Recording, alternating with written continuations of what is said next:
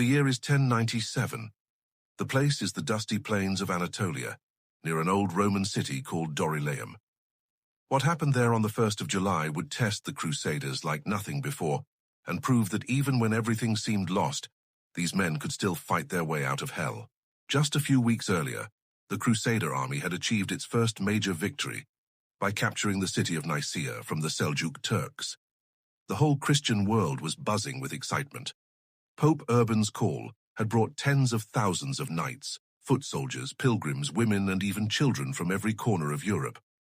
They had crossed rivers, mountains, and hostile lands already. Many had died on the way, but those who remained believed God was truly with them. After Nicaea fell in June, the leaders faced a serious problem. Their army was enormous, maybe 50,000 to 100,000 people, depending on who you believe.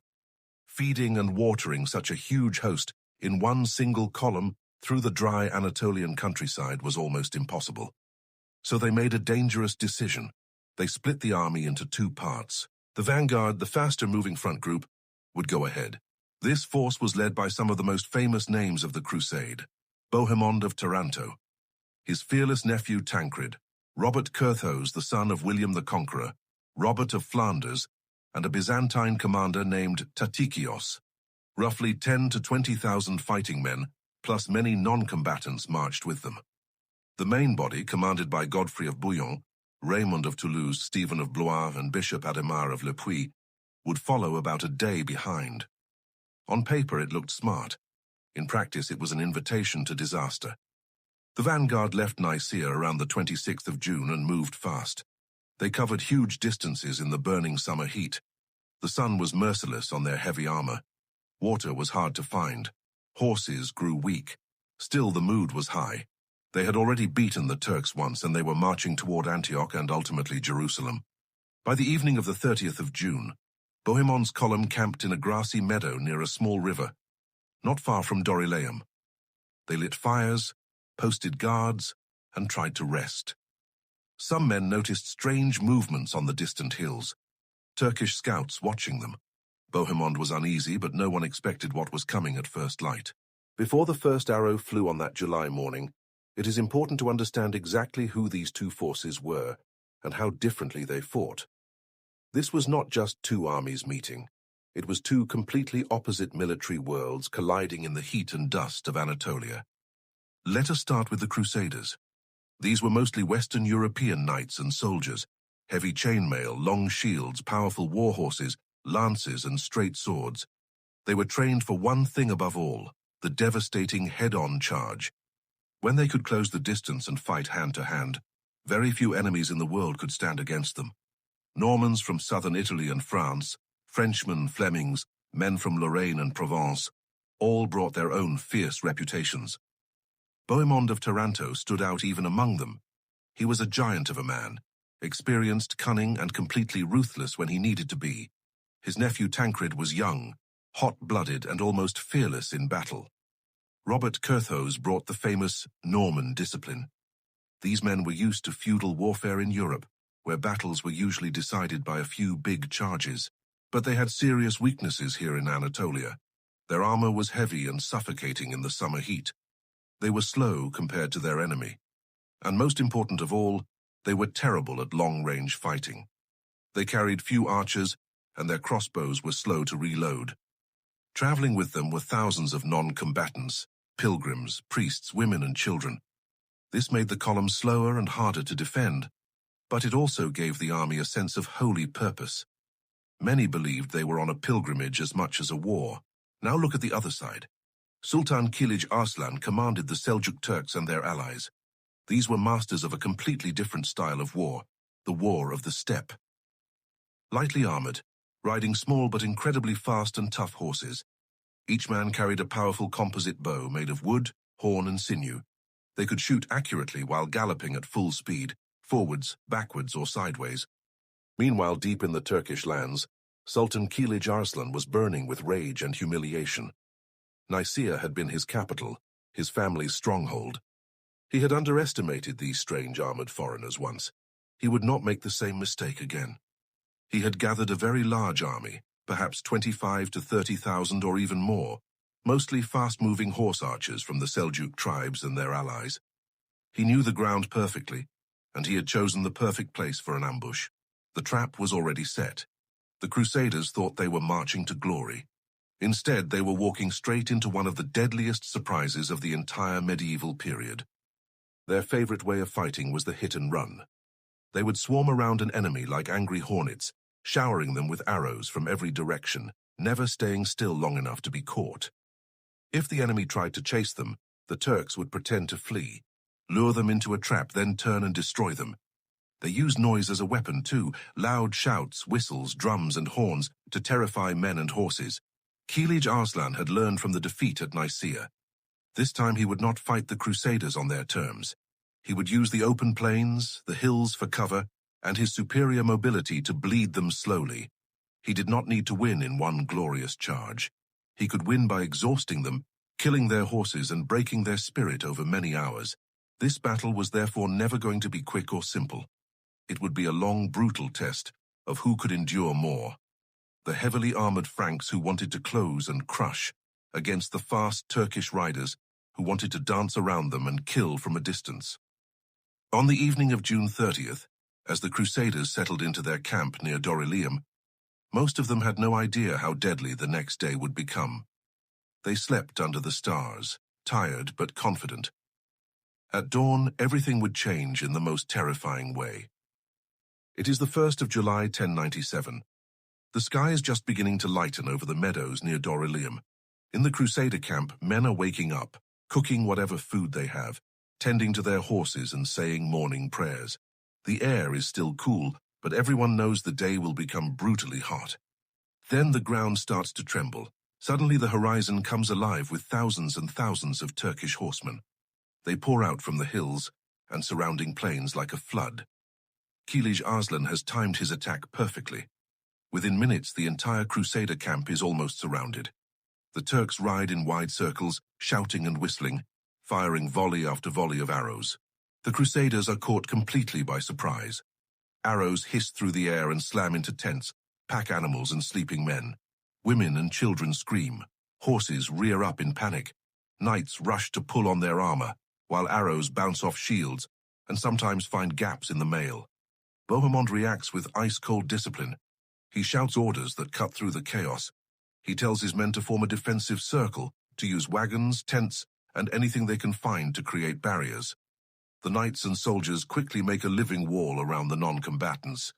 Everyone who can fight is pushed to the outside. The Turkish horse archers do not charge straight in at first. They stay at a distance and keep moving, firing constantly. When small groups of Crusader knights try to ride out and charge them, the Turks simply gallop away, shooting backwards over their shoulders, then swing around and attack again from another direction. The noise is unbelievable. Chroniclers who were there later wrote that the arrows fell as thick as hailstones. The shouting and whistling of the Turks sounded like devils from hell. Men who had fought many battles in Europe said they had never seen anything. Bohemond rides up and down the line, encouraging his troops, sometimes threatening them to hold their ground. He gives one of his famous speeches mixing faith and the promise of riches. He tells them that if they stand firm today, God will make them all rich. It works. The men hold. But the pressure never stops. For hour after hour, the Turks rotate their attacks, fresh groups of riders replacing tired ones. Crusader horses are being killed in large numbers. Without horses, the knights lose much of their power. The heat is rising and thirst is becoming a serious problem. Small bands of Crusaders try to break out, but most are driven back with heavy losses. The vanguard is now completely surrounded and fighting for its life. Messengers have already been sent racing back to the main army to beg for help. The question on every man's mind is simple. How long can we hold until Godfrey and Raymond arrive? The morning has turned into a nightmare, and the battle has only just begun. The sun climbs higher, and the fighting around the Crusader camp turns into a long, exhausting nightmare. Hours pass, and still the Turkish attacks do not let up. Wave after wave of horse archers keep circling, shooting, retreating when threatened, then coming back again. The Crusaders are suffering badly. Their heavy armor protects them from most arrows, but not all. Many men are wounded. Thousands of horses lie dead or dying, their bodies making the ground slippery with blood. The non-combatants inside the camp are terrified. huddled together while arrows whistle overhead. Thirst becomes almost as dangerous as the enemy. The summer heat is punishing, and there is little water to go around. Bohemond organizes small teams to bring water to the fighting men, but it is never enough. Still, the discipline holds. The knights and soldiers stand shoulder to shoulder, shields locked, refusing to break. Priests move among them, praying loudly, reminding everyone that they are doing God's work. Men shout Deus vult whenever they find the strength. Bohemond rides constantly among his troops, steadying the frightened, praising the brave, and keeping the whole defense together through sheer force of will. Tancred and other young hotheads lead small countercharges whenever they see an opening. But the Turks are too mobile. Every time the Crusaders push out, the enemy melts away and then strikes from the sides or rear. By now the battle has lasted 5, 6, maybe 7 hours. The men are beyond exhaustion. Some chroniclers later describe them as being packed together like sheep in a pen, trembling, surrounded on every side, with almost no hope left. Yet they do not surrender, and they do not run. That stubborn refusal to break is what keeps them alive. Miles away, the main Crusader army has finally received the desperate messages. Godfrey of Bouillon reacts immediately. He gathers as many knights as he can and races forward. Raymond of Toulouse pushes his Provençal troops hard. Bishop Adhemar takes a separate force and begins a wide flanking movement, trying to use the hills and the river to stay hidden. At first, only small groups of reinforcements manage to fight their way through the Turkish screen and join Bohemond's hard-pressed men. Each new arrival brings a huge boost to morale, but the main force is still coming. The question now hanging over the entire battlefield is whether they will arrive before Bohemond's defense finally collapses under the endless rain of arrows. The sun is high in the sky. The fighting has been almost non-stop since dawn, and the decisive moment is getting closer. After many long hours of desperate defense, the balance of the battle finally begins to shift. The first substantial groups of knights from the main army crash into the Turkish lines. Godfrey of Bouillon himself leads some of these charges, cutting his way through to reach Bohemond's exhausted men. The sight of fresh fighters and familiar banners gives the vanguard new life. They fight with sudden, renewed fury. Then comes the move that changes everything. Bishop Adhemar of Le Puy has taken his detachment on a long, hidden march around the battlefield. Using the cover of the hills and the river, his force crosses over and suddenly appears in the Turkish rear. They strike straight into Kilij Arslan's own camp. The Turks are stunned. Smoke rises from their tents. Their baggage, supplies, families, and treasure are under attack. Panic spreads quickly through their ranks. What had been a confident, well-organized swarm of horse archers starts to lose its discipline. At almost the same time, the main Crusader army under Raymond and the others slams into the Turkish flanks. Now the heavily armored Western knights finally get the kind of fighting they want. In close combat, the lightly equipped Turks cannot stand against them. Lances drive home, swords hack down, and the Seljuk formation begins to crumble. Kilij Arslan sees that his trap has completely backfired. He gives the order to withdraw, but it is already too late for an orderly retreat. The Crusaders smell victory and pursue without mercy. What had been a controlled ambush turns into a chaotic rout. The Turks flee with incredible speed, abandoning everything. The Crusaders chase them for miles across the plain, cutting down stragglers and looting as they go. By late afternoon, the battlefield belongs entirely to the Franks. The fighting has lasted from the first light of dawn until well into the afternoon. Perhaps 8 to 10 hours of almost continuous battle, one of the longest single days of combat in the entire crusade. When the dust finally settles, the Crusaders discover an enormous amount of plunder in the captured Turkish camp. Gold, silver, horses, camels, weapons, and rich fabrics. It is a much-needed reward after such a terrible day. But the victory has come at a heavy price. Many good men lie dead, especially from the early hours when the arrows fell thickest. The exact numbers are hard to know, but thousands on both sides have fallen. Still, the Crusaders have survived what could easily have been total destruction, and they have taught Kilij Arslan a lesson he will never forget. With the battle over, the Crusader army reunited and tried to recover from the long, brutal day. Kilij Arslan and what remained of his forces retreated deeper into Anatolia. In his anger, he ordered a scorched earth policy, burning crops and poisoning wells to make the march even harder for the invaders. The road to Antioch was now open, but it would still be painful. The Battle of Dorylaeum taught the Crusaders some hard but vital lessons. They learned never to let their forces get too separated again. They learned to respect the deadly skill of Turkish horse archers and never underestimate their mobility. Most importantly, they learned that when they stayed together and kept their discipline, even against overwhelming numbers and constant arrows, their heavy armor and close combat strength could eventually win the day. Bohemond's calm leadership in the first desperate hours probably saved the entire vanguard.